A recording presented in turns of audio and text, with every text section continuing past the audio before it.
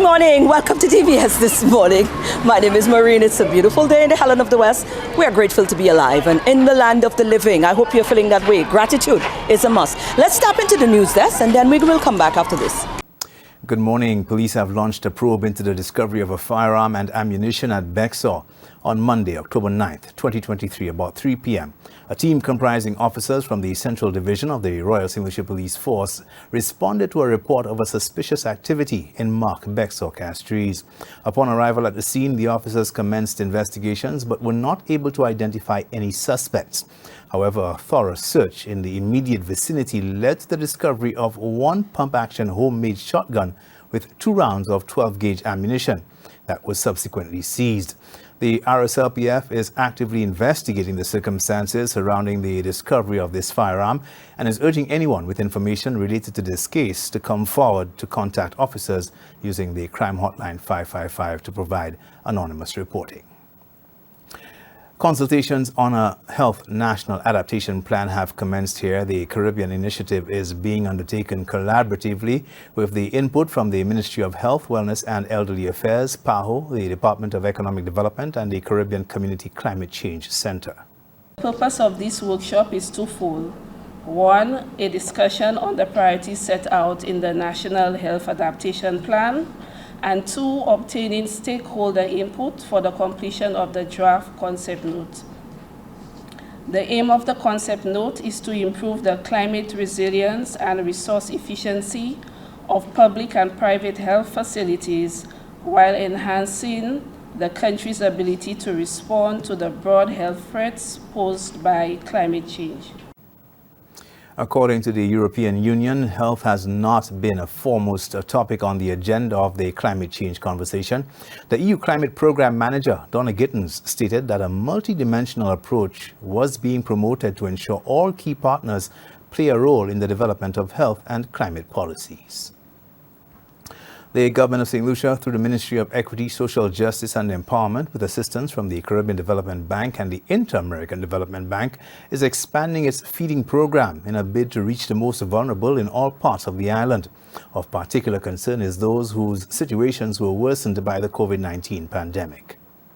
We are really concerned about the dignity, the humanity of our people, and we know when these disasters come upon our population, they would be the ones most affected by the impact of disasters, whether it is fire, natural, pandemics, and the case we're speaking about is really post-COVID. We will continue to roll out additional programs, and more we'll be sharing a lot more with you in terms of as we deal with our people who have been affected by COVID. The funding, $50,000 worth, will assist approximately 100 beneficiaries by providing them with essential food items. To ensure effective distribution, the ministry has purchased food vouchers from local supermarkets. The items will be prepared and distributed by trusted non-profit agencies with a track record of feeding the less fortunate. The Eastern Caribbean Collective Organization for Music Rights, ECHO Inc., is preparing to host an extraordinary general meeting, or EGM, on October 14th. This meeting will convene in person at the NSDC conference room in Bizet in Castries, with virtual access, of course, via Zoom for members unable to attend physically. A number of important issues impacting the organization and its membership are down for discussion, among them compliance by music users.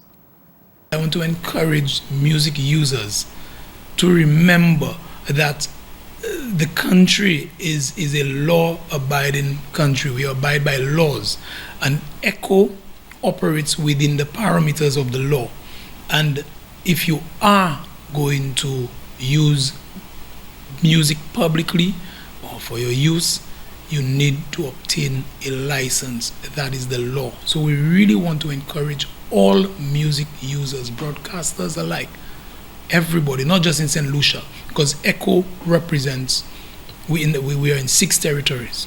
Other topics to be discussed include the adoption of the audited financial statements for 2022, the selection of auditors for the upcoming fiscal year, and a report on upcoming distributions. The operations, the corporate headquarters and building, and the legislative agenda of ECHO will also be discussed at that EGM. These are your top stories. Thanks for watching. Good morning. News Desk, thank you so very much. We now take a break and come right back.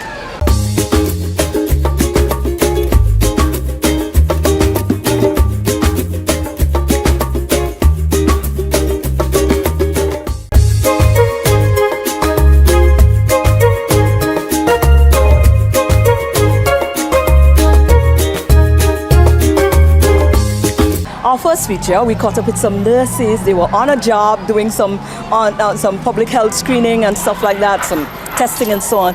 And we profit the opportunity to talk to one of our nurses, our service provider, who is providing such a beautiful and amazing service that sometimes we overlook. Have you ever stopped to wonder what is a day in the life of a health provider, a nurse in particular?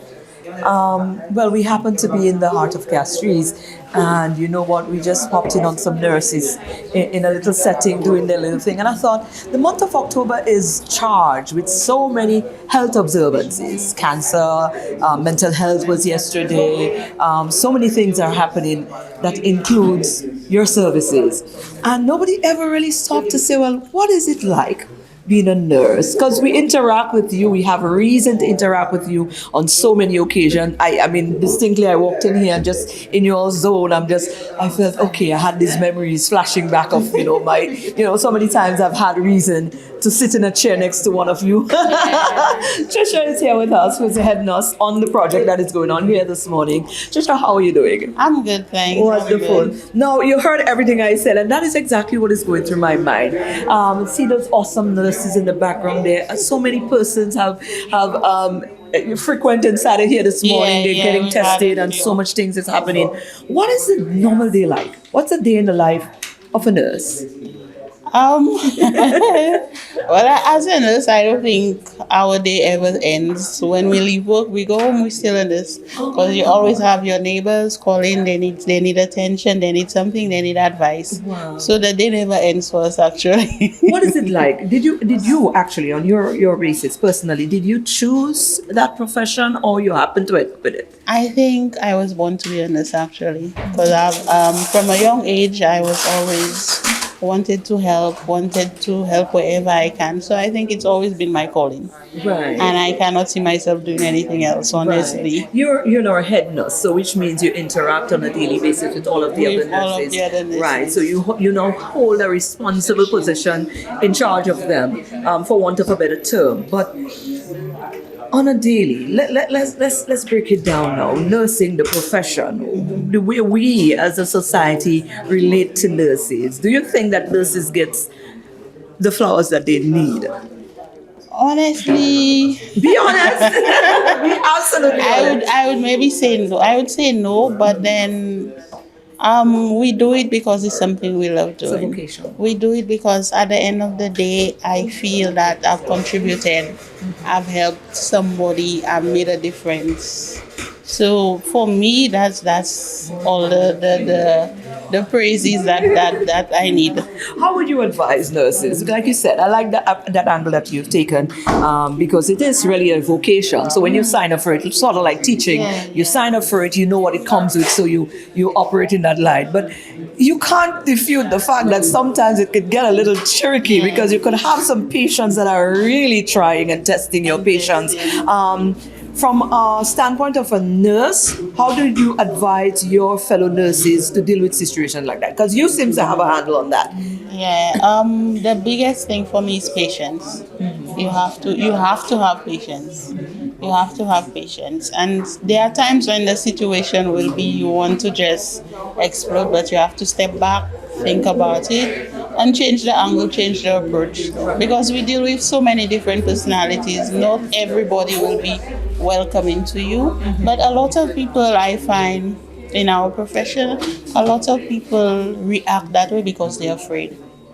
They're afraid, or because you're dealing with an illness, they don't know what's going on. Right. Oh, look at you psychologically. They don't know what's going on. Wow. So that does instill a bit of fear. So most times what I do, I reassure them. I make patients feel comfortable, explain what's going on to them, and then they react totally differently. But this is you. What about the other nurses who probably don't have that insight that you have? Because I didn't even realize how you made that psychological assessment to the whole thing that you already so you understand it from that standpoint. There might be some young nurses who don't. That might think about it. What I do, especially I work in the health centers. So when I have new nurses that come into the medicals to go to nursing school, the first thing I always tell them, do it because it's something you love. It's something you see yourself doing. Don't do it because my mom wants me to be a nurse, so don't do it because of finance, because you will get frustrated. Right. You will get to the point where it's not what you thought it would have been, and you will take it out on your patients. And that's not what we want. So I then do it because, and I always say, treat everybody like you would want to be treated. You do not want to come in sick and then the shouting behind Can we you. clone you? Like, you know, I mean, do you believe there's enough of you out there? You think? I try. So whenever they come for me, I give them that advice. Right. And I always tell them, take it with them wherever you go. So whatever problem you encounter, once you have that thinking of and that mentality, you will be able to deal with it. You'll be able to overcome. Right. I was just asking, I just run it through my mind. I know we have teacher appreciation, we have recognition for all of these other professions. Do we have for nurses? I can't remember one. Yes, we do. We do? We do. It's low kid. It's not as hype, is it? When is it? It's Is it not. is It's it usually in May. Oh, well, you know what? I'm calling on St. Lucia. When it comes around, we're going to stay close to you. We're going to have to make sure that we make a big hurrah about this so our nurses can feel, you know, that respect and that appreciation. We do get the praise and appreciation from a lot of our clients that come back and they're so thankful and they happy because of what we did. Yeah, well, we need to make it national, whether or not. Yeah, we need to make a lot of noise, just like a nurse lady. What about that? How about that? You understand? We might confuse it. Might not. We can't just dress like nurses if we're not. No, It's like, we can't. No. We try to do something, some representation, but I hope that, you know, you guys continue to feel the appreciation nonetheless. And thank you for your service. And look how our lovely ladies are back there just doing their thing. They can't talk to us, but you know what? They're having a wonderful time here. I'm going to get my testing done in a minute. I'm going to get my blood and my pressure. Right. I'll get that tested in a minute. So we'll take you on that. But thank you again, ladies, for your service. Awesome. Big up the nurses. They're here.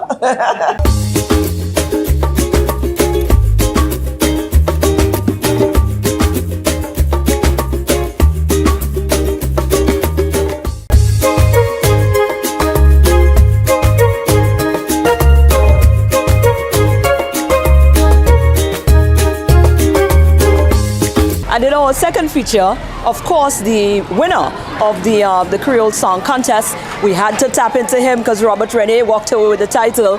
But man, this man is a wealth of knowledge. And we got a chance to chat with him about that and a lot more. If you were at the Cultural Center on Saturday, past Saturday, past weekend, you would already know this gentleman standing here before us. But if you have not and you were not, certainly we had to shed light on this because we did speak about the Creole Song competition that was on. We spoke to Karen before the competition. This year's winner. You captured that your run. Where that's your roller? Where that's you just take that and you move. I did. Robert, how are you doing? I am doing. Robert Rene is the name. How are you? I'm doing very well, especially Wonderful. after Look at that Saturday big night. smile, I can tell it. So yes. Listen, man. Let's talk about the night, and then we're gonna delve into because you're an educator. I am by profession. Yes. So I mean, we want to go there a little bit with you as well in terms of the patois and the schools, and we're gonna come back to that in a while. Yes. I think you're the perfect man to talk to. But let's talk about the competition on the night. Tell us what transpired, how it went down, and you know. So on the night we had around 11 contestants on Saturday night, and of course from various backgrounds as well, because you had individuals who are very experienced, like John T. Right. Yes. Who's an icon in calypso music, and you had of course some newbies as well, a few young individuals like Sire, myself. You had Leonette Pierre, who's very experienced as well. Yes. Black Pearl was there. So we had quite an extensive and experienced cast, I should say, of performance for Saturday night. So it started roughly after 8 o'clock, and it just really flowed nicely. Of course, I ended up performing first. Tell me about that. I was a bit nervous about that because one of the things is you always tend to think that first could either a blessing or a curse. It could be either a blessing or a curse. And so I knowing that my song was very different, I did not know how or whether or not it would set the right tone. Right. But I went first and we emerged victorious. I was happy Tell me about that. The song. You mentioned the song. You said it was different. So what was different? The song is entitled Usaleve. In Creole, it means you can rise or you can arise, if you want to say that. Right. But it's like some sort of like a ballad. Oh. So very slow, almost a bit of opera, if you want to call it that. that. So it's a mixture of classical but ballad, and the song was arranged for voices, so about 4 voices doing harmonies. Wow. No instrumental, no instruments. So you we did had that. so we had no pianos, nothing, just 4 voices providing strictly vocals. Wow. So of course that was a little different. that was different. So that initially that's what I thought of when I'm writing it. I want something to be different because I also want people to understand that you can do a lot with the Creole. Yes. And it's not just the generic upbeat tempo, a bit rhythm. You can slow it down. You can make it into a ballad. You can make it into a love song. You can so much that you can do with it. But I also wanted to draw from my experience as a child, even my experience as an adult, because what I wanted people to understand was no matter what difficulty you go through, and of course, like I said, I drew reference from the difficulties that I would have had growing up.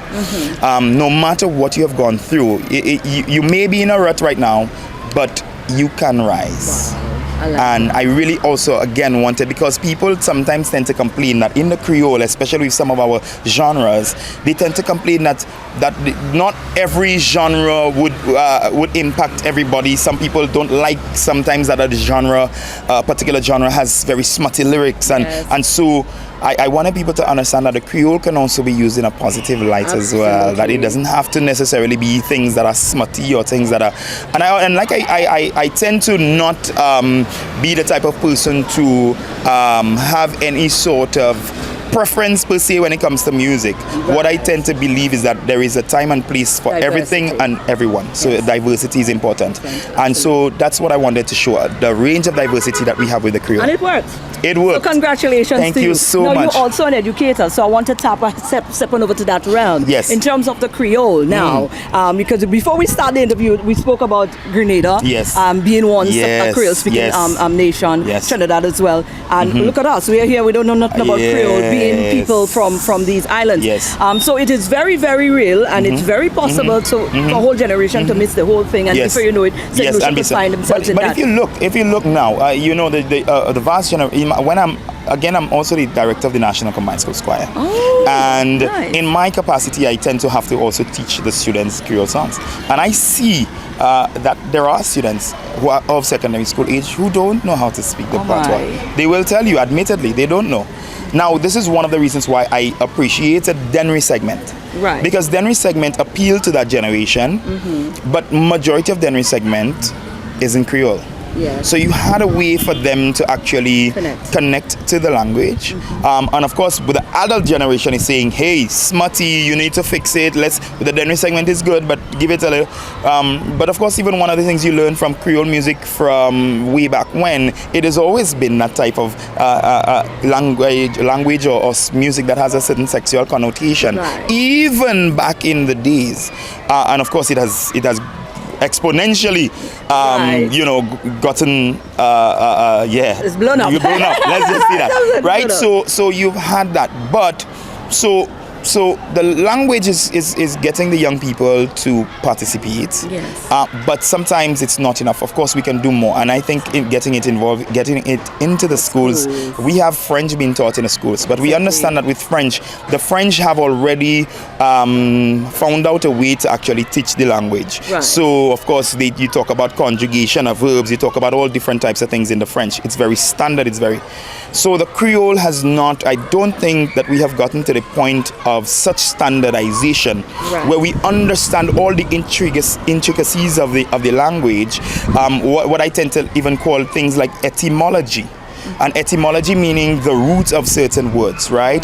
These things sometimes are important even when you're trying to convey or trying to teach languages. So there are things about language in and of itself that we may not have because the language was only a spoken language, it wasn't a written one. So now we now have a Creole dictionary. Right. And I think we are making strides into, because I see some of the videos from Mr. Jason Joseph where he talks about forms of words and stuff like that, and so I think that's important. That work is important. Right. However, we need to now decide as educators: are we going to say, hey, let's create or let's have some Creole stories, quote unquote? Right. Simple like because that. if I and I made that point yesterday.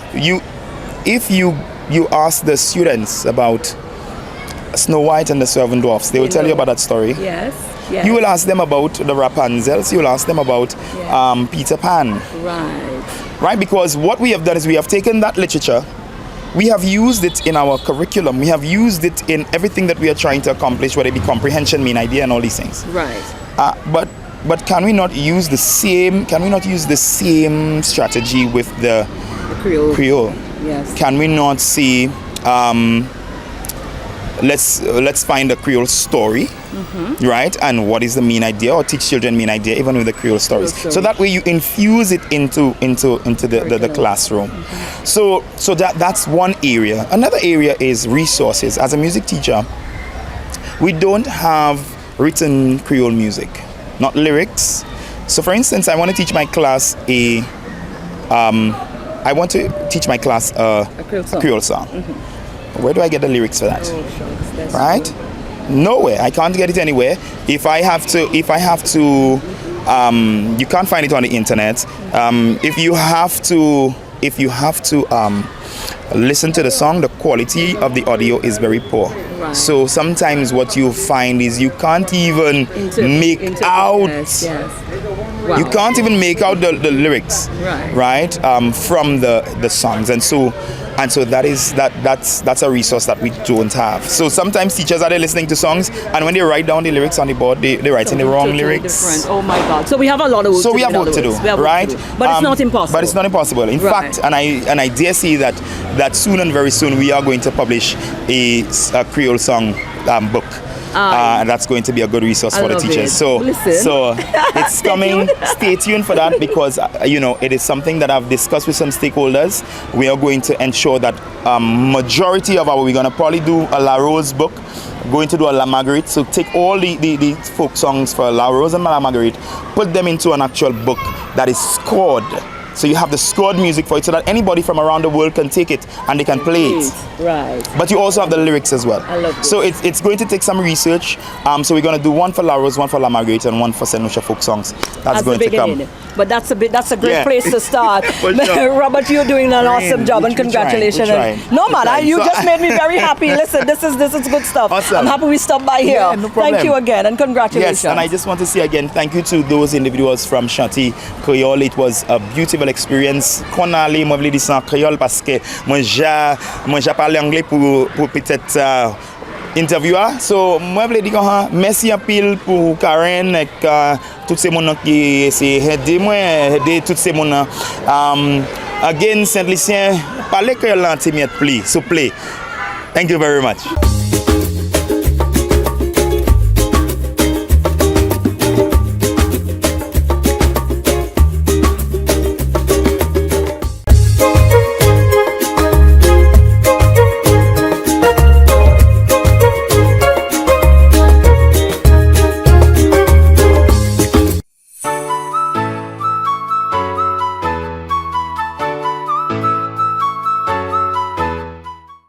Hi, I'm Candy Nicholas, and this is the Wellnest. We recently spoke about gut health, and I wanted to expound on some of the things we can do to ensure that we are helping and not hurting our gut health. As we discussed, your gut or digestive system is necessary for the consumption and digestion of food and the production of waste, making it one of the most vital organs in the human body.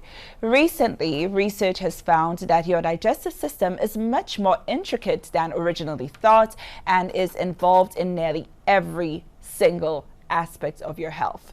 If you've ever experienced reflux, constipation, diarrhea, or bloating, you will understand the impact that gut health can play in your day-to-day life. The gut microbiome refers to the trillions of microorganisms that live inside your gut, mostly in the large intestine. There are roughly 100 trillion bacteria in the digestive system alone. It may seem like a tall order to change or look after them, but the good news is that research has shown that within 2 to 4 days of eating well, your gut microbiome can improve. So here are some things you can start to implement almost immediately. The first one is to include fermented foods in your diet regularly. So fermented foods are full of naturally occurring live cultures. While the science has not yet concluded exactly how much fermented food you should eat, I recommend aiming to eat a source of authentically fermented foods or drinks every single day if possible to help support digestion, whether that's enjoying some yogurt with live and active cultures for breakfast or sipping on a kombucha at lunch or adding a tablespoon of sauerkraut to your salad. The second thing you can do is to increase the variety of plant foods in your diet. A high fiber diet is associated with an increase in the growth of beneficial bacteria, which optimizes gut functioning. As different plants contain different amounts and types of fiber, it's important to consume a range of plant foods to ensure your good gut bacteria are kept happy and nourished. Another thing you could do is drink more water. Fiber, particularly prebiotic fibers, are important for gut health. However, in order for this fiber to do its job, adequate water is required. A lack of water can slow down your digestive system significantly and result in harder stools that are more difficult to pass. For optimal hydration, men should aim for 2.6 liters a day and women for 2.1. Something else you can do is to, as we discussed, enjoy more high fiber foods. A diet low in fiber can encourage the wrong types of bacteria to grow, throwing off your gut's ecosystem. Think of your good gut bacteria as the trees and flowers in our ecosystem, and the bad gut bacteria as the weeds. If you can create an environment that allows the weeds to grow, it will overgrow the trees and flowers. The fifth thing you could do is to chew more slowly. Digestion begins in the mouth, and the chewing process starts to break your food down. If you rush this, your food may enter your stomach before it's ready, leading to indigestion. By eating slowly and chewing properly, you will also allow your natural satiety signals to kick in, which tell you that you're full. This prevents overeating and has also been associated with better digestion and greater satisfaction with our meals. So try eating more slowly and more mindfully by removing distractions, pausing between bites to savor what's in your mouth, and setting aside adequate time to eat so you don't rush. So the sixth thing, and I know this is a culture where we love our alcohol, but we need to try to limit alcohol because it can throw off the balance of your intestinal ecosystem. If you consume alcohol, make sure you do so in moderation. That's maximum 1 to 2 standard drinks on any day according to guidelines. Number 7. Don't go low carb. Now, I know that this is the latest trend, going keto, but whilst low carb might be a popular trend on your Instagram feed, you'll also be cutting down the fiber needed for good gut health. Instead of cutting all carbs, you need to focus on consuming healthy carbohydrates such as brown rice, quinoa, oats, whole grains, maybe even whole grain bread if you're going to have bread, and pasta, as well as all of our wonderful root vegetables that are widely available to us. Something else that nobody ever thinks of, or not enough people think of, is getting enough sleep. So while getting more sleep might seem like a no-brainer for overall health, research suggests that getting a good night's sleep is essential for a healthy gut. Our gut bacteria have their own circadian rhythms, just like all other organisms, and inadequate sleep can disrupt this rhythm in the microbiome and negatively influence the diversity and number of bacteria in the gut. Most of us need around 7 to 8 hours of sleep each night, and even if you think you can function perfectly fine on less, your gut bugs might think otherwise. So something else you need to consider, I need to consider, is to manage stress better. You don't need us to tell you that stress is not good for you. Prolonged stress can cause major issues for a number of the body's key players, including our digestive system. When we're stressed, our body is set to fight or flight mode and will reduce the blood flow to our digestive muscles and put everything on hold. There's reduced secretion of digestive enzymes, which may lead to indigestion, gastrointestinal inflammation, constipation, or diarrhea. So try reducing stress by spending more time outdoors, including exercise, which you should enjoy every day, reducing your screen time, and trying meditation, yoga, or whatever other activities you find relaxing. And this has been the Wellness for today. My name is Candy Nicholas. I am a certified holistic health coach, and I will see you next time. And that is our show for today. I hope you enjoyed our show, our offering, and we look forward to bringing another set for you tomorrow, right here on the DBS This Morning Show. Enjoy your day.